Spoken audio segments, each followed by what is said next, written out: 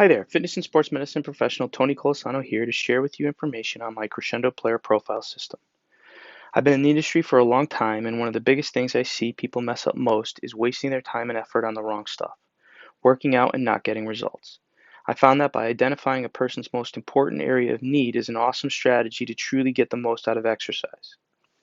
In my opinion, there are two primary reasons athletes should train: to enhance performance and to prevent and reduce the risk and severity of injuries. In order to do that efficiently and optimally, athletes need to discover how their bodies move.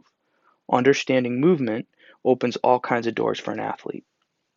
One tool fitness professionals use is the functional movement screen, FMS, which was created in the late 90s by some of the smartest professionals in the industry as sort of a trouble detection system.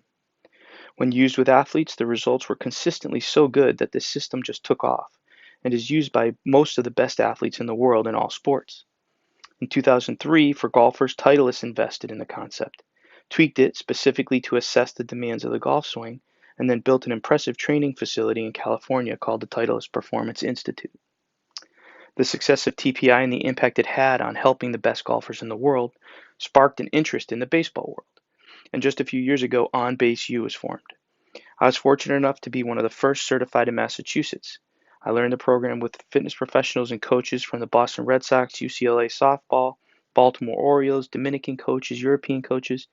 It was impressive to see how widespread this movement assessment approach is being utilized. My on-base U certification, coupled with my FMS and TPI credentials, have truly helped me see athletes through a different lens, which in turn has helped me to explain to them what specifically they need to work on better.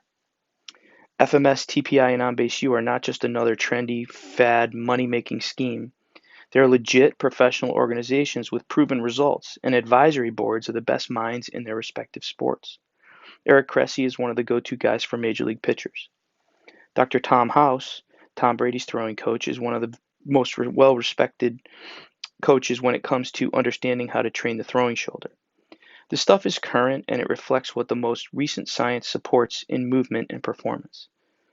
So if athletes like Jordan Spieth, LeBron James, Phil Mickelson, Corey Kluber, Tom Brady, if they're using this stuff, then you know there's got to be something to it. To understand it better, think about it as if your body is the car and your brain is the driver. You can have the best souped up car with all the best parts assembled perfectly, but if the driver lacks skills, succeeding in the race will be challenging. Likewise, if you put a skilled driver behind the wheel of a car with alignment issues or poor horsepower, it's tough to expect positive results. The car is your body and the driver is your neuromuscular system. Sometimes the problem is with your body, the car, like strength, flexibility, and balance problems. And sometimes it's a skill related thing, the driver. Knowing if you have a car problem, a driver problem, or both is helpful in figuring out how to get better. In order to do this, we evaluate with what's called a joint by joint approach, where we see the body operates in an alternating pattern of mobile joints and stable joints. The ankle is supposed to be a mobile joint, the knee stable, the hip mobile, etc.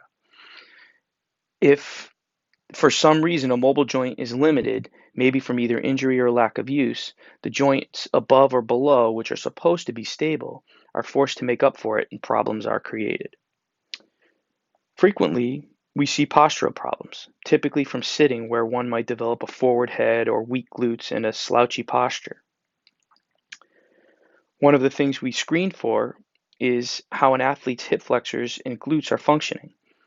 Tight hip flexors shut down the glutes, which can really limit an athlete's ability to develop power. Movements such as pitching, throwing, hitting, and swinging a golf club can be considered to work best like a whip, where power transfers up and out. We can evaluate and measure this with what we call the kinematic sequence. The kinematic sequence is the order in which different parts of the body fire. In this diagram, the pelvis is red and should fire first, then the trunk in green, the arms in blue, and finally the hands in yellow. If you look at the graph, you see red or pelvis peaks first, then the green trunk, blue arms, and finally yellow hands way up at the top. I know it seems a bit confusing at first, but what's cool about this is when you look at the greatest hitters in the game of baseball, or the best golfers in the world, their swings are all pretty unique. However, their kinematic sequence is exactly the same. That's how we've learned that it's the most efficient way to move and generate power consistently. Pretty cool stuff. In my player profile, I screen athletes to assess their movement capabilities and discover their strengths, weaknesses, and limitations. Then I can also hook them up to my 3D motion capture sensors, which create an avatar of the athlete, and I measure their angles, speeds, and sequencing of their swing. It's pretty valuable information. So here's a summary of my system. In the initial session, we have a deep chat about their honest goals, what they like and don't like, their preferences, injuries, fears, aspirations. I try to truly understand and connect with the athlete. Then I do an appropriate movement screen and maybe the 3D capture. That session can be done virtually as well. After the session, I produce a report which may take me a day or two to develop. I think about all the stuff that I gathered in the first session and try to put together a true picture of what's going on with the athlete.